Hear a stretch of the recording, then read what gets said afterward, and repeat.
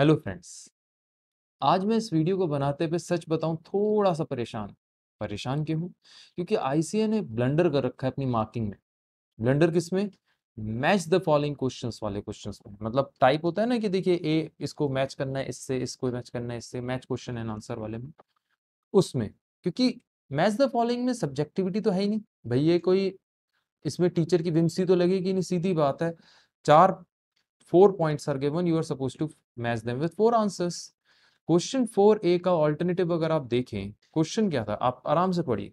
Identify the activity relates to which dimension by pairing the appropriate letter and number. बस सीधी सी बात थी।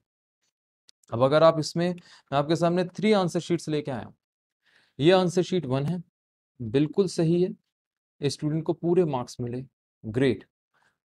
आप अगर ध्यान से देखिए, receiving client, inbound logistic, attending court case operations, central control system, infrastructure, dealing with claims of negligence by customer service. 100% correct answer. Institute ने एकदम सही मार्किंग दी और बिल्कुल यही लॉजिक भी सही है, लॉजिक भी यही है। क्योंकि देखिए, कोर्ट केस जो है वो लॉ फॉर्म का क्वेश्चन, लॉ फॉर्म के लिए था, तो लॉ फॉर्म के लिए मेन एक्टिविटी क्या, ऑपरेशंस क्या, कोर्ट केस। इंफ्रास्ट्रक्चर क्या है, सेंट्रल डाटाबेस वगैरह। आप क्या एक्स्ट्रा सर्विस प्रोवाइड कर रहे हो, जहां कोई कस्टमर गलती कर रहा है और आप उसके फाइन्स वगैरह के लिए आप डिस्कस कर रहे हैं और उन चीजों को लेके चल रहे हैं। और जो डेटा रिसीव हो रहा है वो आपका इनबाउंड लॉजिस्टिक है, इसमें भी वही मार्किंग है, एकदम सही है। अगर आप ध्यान से देखिए, रिसीविंग के लिए देखिएगा ध्यान से, रिसीविंग के लिए आपका पहला पॉइंट लिखा है इन्होंने, इनबाउंड लॉजिस्टिक रिसीविंग डेटा में।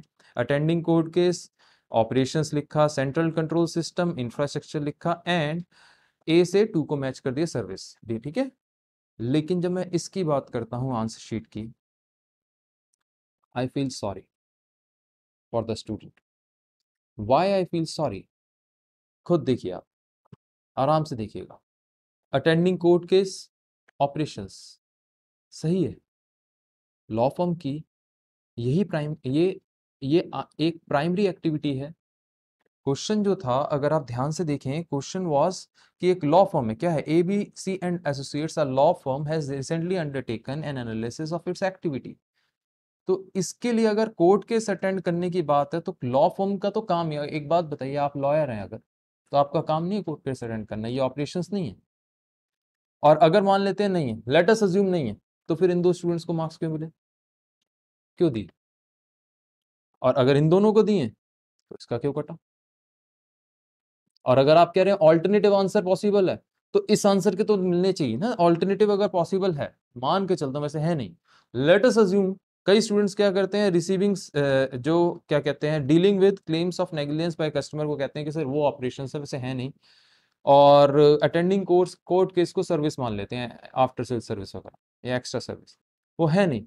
लेकिन वो एक ऑल्टरनेटिव सॉल्यूशन होगा। तो इसका मतलब ये तो नहीं कि आप इस सॉल्यूशन में मार्क्स नहीं देंगे भाई। इसके अंदर मार्क्स ना मिलना, आई एम रियली कंफ्यूज्ड कि किस बेस पे स्टूडेंट के नंबर कटे हैं। मैं इस पे ज्यादा कमेंट नहीं कर सकता, ना करना चाहता, बट मुझे ये दुख होता है जब मार्किंग में इतने ग्रॉस एरर्स होते हैं जिसके ऊपर क्वेश्चन उठा ही नहीं सकते आप।